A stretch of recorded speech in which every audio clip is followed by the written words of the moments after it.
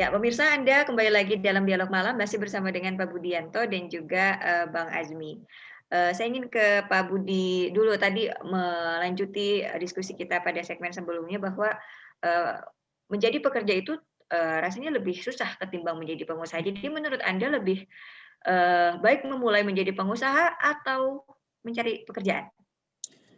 Ya sebetulnya, setiap orang itu punya talent dan punya passion yang berbeda gitu. Mhm. Saya sendiri misalnya Mbak, saya mendirikan organisasi yang namanya Himapindo, Himpunan Mahasiswa Pengusaha Muda Indonesia. Oke. Berdasarkan data yang tadi saya ungkapkan bahwa kita baru 3,1% pengusaha Indonesia, di Mhm. mana sebuah negara akan dinyatakan sebagai negara maju dan bisa menjadi negara maju jika minimal pengusahanya adalah 7%. Dan Oke. itu terjadi di Malaysia, Singapura, Jepang, Amerika, mungkin China gitu. Nah, Mhm. itu salah satu indikator. Makanya yang saya ingin lakukan hari ini adalah menggenjot gitu kan di klaster elit masyarakat Indonesia yaitu mahasiswa, di mana mahasiswa itu sendiri baru 2,3 sampai 3% juga jumlahnya, Mbak. Gitu. Mahasiswa Indonesia itu 7,5 sampai 8 juta juga. Gitu. Nah, mengapa saya coba dorong mahasiswa? Satu untuk mencapai jumlah 3,1 sampai 7%. Itu yang pertama. Yang kedua, mahasiswa ini adalah orang intelek, orang yang walaupun muda tetapi ilmu pengetahuan, semangat, kemudian jaringannya juga di atas rata-rata masyarakat Indonesia. Sehingga saya ingin sekali orang-orang yang punya talenta khusus itu digembleng, diberikan informasi lebih awal untuk memastikan dia ada percepatan untuk menjadi bagian dari pilar ekonomi Indonesia. Mmm. Tidak ada lagi misalnya mahasiswa yang lama-lama kuliah, mahal-mahal kuliah gitu kan, capek-capek kuliah, setelah lulus IPK 3,5, 4 gitu kan atau mungkin 2, akhirnya nyari pekerjaan. Kalau semua orang mahasiswa Indonesia lulus jadi sarjana nyari pekerjaan, terus siapa yang akan menciptakan pekerjaan itu sendiri kalau bukan kita sendiri? Oke. Kita ingin terus berharap dari yang lain. Gitu. Sehingga saya mendorong betul, termasuk kita misalnya Bekasi. Bekasi itu ada 7.000 kurang lebih berdasarkan data informasi Kepala Dinas Tenaga Kerja. Di Bekasi merupakan kawasan industri terbesar di Asia Tenggara, di mana jumlahnya tidak kurang dari 7.300-an pabrik, Mbak. Ini menurut Kepala Dinas Tenaga Kerja Kabupaten Bekasi. Katakan saja dari 7.000 itu ada kurang lebih 300 sampai 500 karyawan, tidak kurang dari 1,5 sampai 2 juta tenaga kerja yang ada di Kabupaten Bekasi. Orang Bekasi maupun orang-orang luar yang hanya bekerja di Bekasi. Kalau dari pendekatan itu saja sudah tidak pantas orang-orang Bekasi terdidik, orang-orang Bekasi yang punya akses jaringan lokalnya sebagai local wisdom sebagai orang pribumi, mohon maaf ini bahasa kasarnya, untuk kemudian sama pemikirannya dengan orang luar. Karena apa? Kita sebagai orang Bekasi punya sumber daya, sumber akses, dan segala sumber kebaikan sebagai sebuah kekuatan untuk menjadi bagian dari subsektornya atau subsistemnya pengusaha-pengusaha internasional yang ada di Bekasi. Termasuk saya misalnya sebagai anggota DPRD juga, alhamdulillah qadarullahnya bisa menjadi pengusaha di bidang limbah, gitu kan. Ada juga usaha saya di bidang kerjasama penyediaan tenaga kerja misalnya sesuai dengan peraturan permagangan. Mhm. Kemudian saya juga ada perusahaan saya yang bidang landscaping, kebersihan. Itu kan semua kerjasama dengan perusahaan-perusahaan multinasional. Dan juga banyak sekali orang-orang Bekasi yang jauh amat sangat lebih sukses dari saya baik usaha apapun termasuk properti. Nah, maksud saya ini biar menjadi pemicu bagi masyarakat Bekasi dan Bang Azmi misalnya sebagai putra Bekasi yang jauh lebih muda dari saya sudah melakukan langkah-langkah jauh lebih luar biasa mungkin dari saya sebagai seniornya gitu. Dan ini harus ditumbuh kembangkan di masyarakat Bekasi sehingga tidak ada lagi nih pemuda Bekasi, mohon maaf kalau sedikit segmented gitu ya. Pemuda Bekasi, sarjana Bekasi, jangan lagi berpikir menjadi pekerja. Mereka layaknya menjadi pengusaha di kampung sendiri. Karena apa? Itu sangat dibutuhkan ketika internasional pengusaha-pengusaha internasional datang ke kita mendirikan pabrik, itu kan turunan-turunan bisnis ke bawahnya kan sangat luar biasa. Dan kita punya kapasitas untuk menjadi bagian itu. Kurang lebih itu Mbak Oh, Sandra. Terima kasih Pak Budi. Saya ingin ke Bang Azmi. Bang Azmi, Anda pun selaku pengusaha, menurut Anda apakah untuk memulai usaha ini harus membutuhkan modal yang besar? Bicara tentang modal, seperti yang tadi sudah disampaikan oleh Bang Budi, bahwa modal itu menurut saya tidak dulu tentang uang, tetapi juga banyak hal yang bisa menjadi modal sebagai penentu kita sukses ke depan sebagai pengusaha sukses, kayak gitu. Jadi salah satunya adalah jaringan juga networking merupakan satu hal yang penting dimiliki oleh seorang pengusaha. Itu juga menjadi salah satu modal untuk menjalani bisnis ke depan. Kemudian keilmuan basic-basic tentang bisnis yang akan dijalani itu bisa didapat dari berbagai macam hal, misalnya dari seseorang yang saat ini belum menjadi pengusaha, masih bekerja, itu juga bisa menjadi modal seseorang menjadi pengusaha ke depannya. Oke. Contohnya saya pun dulu juga mengalami tahap sebagai pekerja. Beberapa tahun saya bekerja di perusahaan properti, di berbagai bidang di bisnis properti, sampai akhirnya saya memutuskan bisnis juga di bidang properti. Pengalaman saya sebagai pekerja itu juga menjadi modal penting menurut saya, berperan membuat saya menjadi pengusaha. Jadi dari banyak faktor pengusaha sukses, itu salah duanya. Yang pertama jaringan, kemudian pengalaman yang kita miliki di masa lalu, kita mengevaluasi diri kita sehingga itu bisa menjadi modal kita ke depannya menjalani bisnis kita. Oke, Bang Azmi juga mungkin bisa berbagi pengalaman ini untuk teman-teman di luar sana yang mungkin ingin menjadi pengusaha namun juga mereka masih bingung untuk menentukan pilihan saya mau usaha apa. Nah, bagaimana kita harus melihat potensi yang bisa dijadikan bidang usaha kita gitu. Termasuk Bang Azmi pun memilih bisnis properti itu landasannya apa yang menjadi faktor memilih dunia usaha tersebut gitu. Iya, jadi saya pernah dengar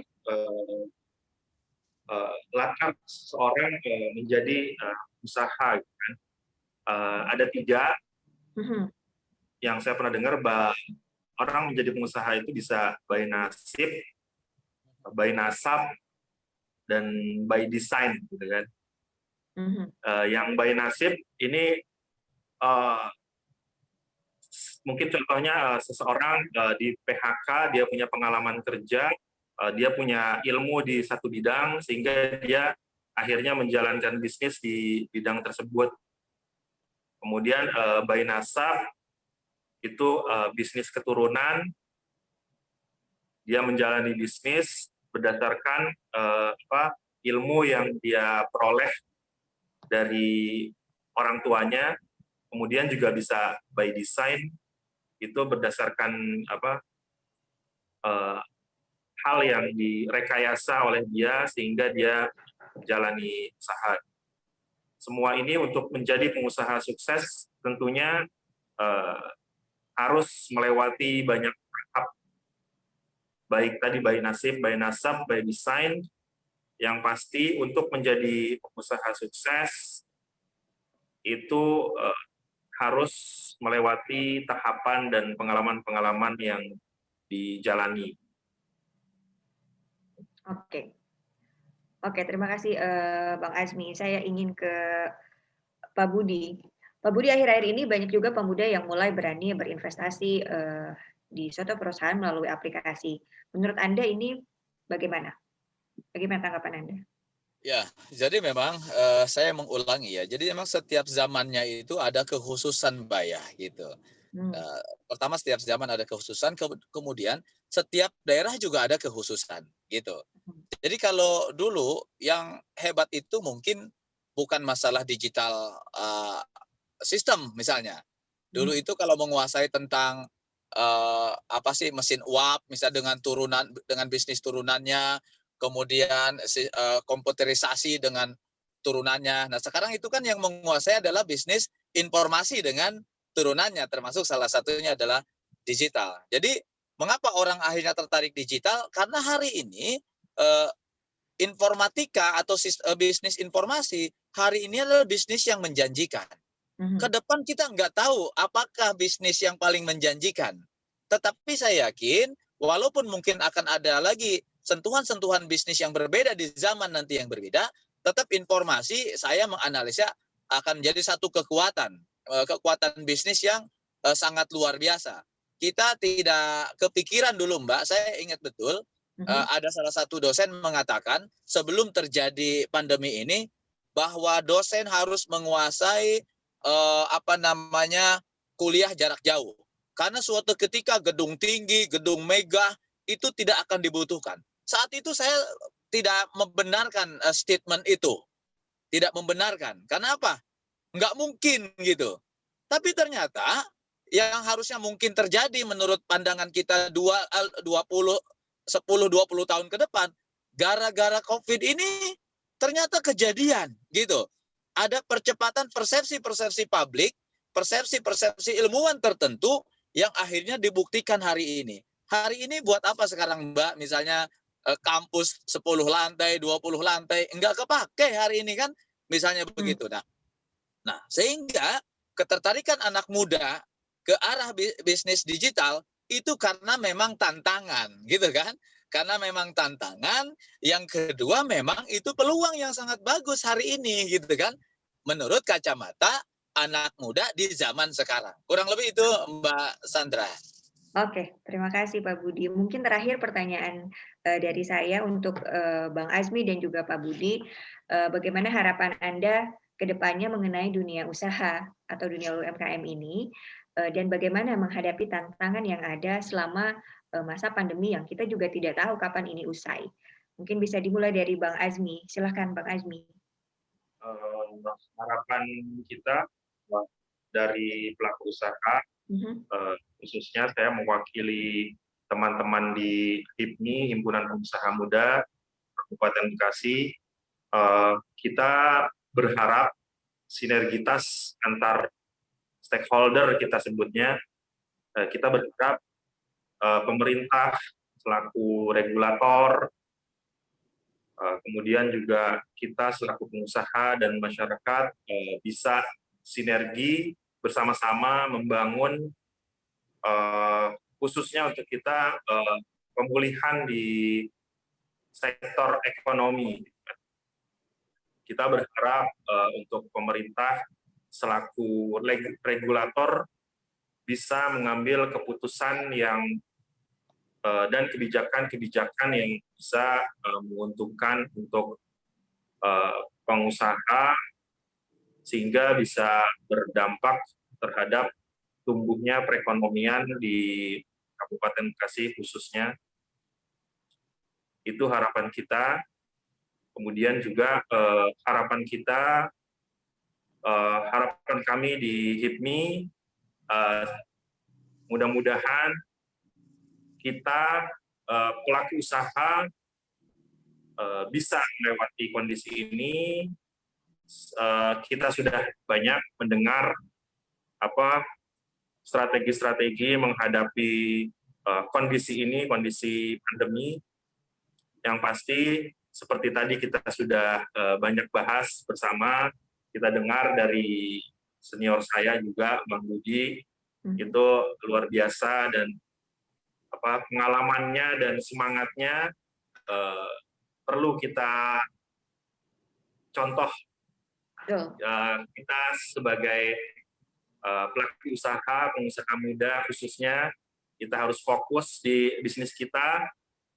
Kita banyak evaluasi secara rutin, dan kemudian juga kita harus jeli melihat peluang yang ada di saat ini. Oke, terima kasih Bang Azmi. Silakan Pak Budi. Mbak, bahwa setiap zaman itu ada orangnya dalam konteks pengusaha, dan setiap orang itu ada masa tantangannya yang berbeda. Tentunya di tantangan hari ini, saya pikir ini sebetulnya tantangan alamiah saja. Tantangan alamiah di mana pasti kita akan bisa melewatinya. Ini lebih kepada konsep survival lah gitu.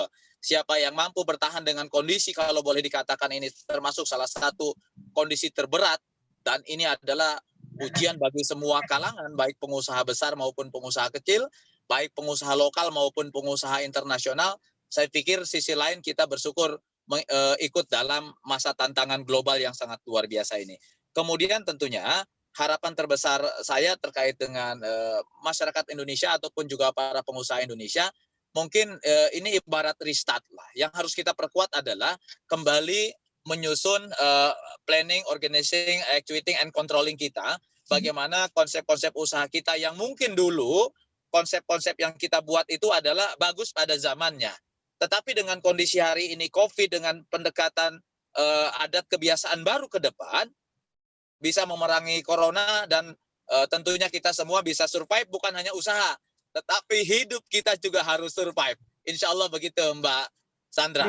Dan apresiasi saya kepada teman-teman HIPMI yang terus menjadi bagian dari pengusaha muda Indonesia yang terus menciptakan pilar-pilar ekonomi untuk bangsa dan negara kita yang cintai bersama.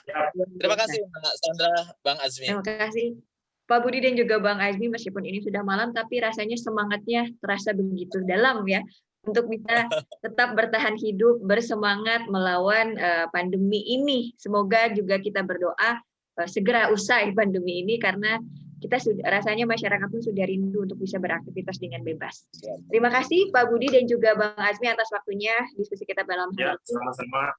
Semoga ini bisa. Mbak Sandra, Pak Budi. Ya. Terima kasih. Sama-sama, semoga ini juga bisa bermanfaat untuk informasinya untuk masyarakat di seluruh Indonesia, bukan hanya di Bekasi saja. Untuk itu, saya Sandra Andriani pamit undur diri. Terima kasih kesempatannya dan sampai jumpa dalam dialog malam selanjutnya. Wassalamualaikum warahmatullahi wabarakatuh.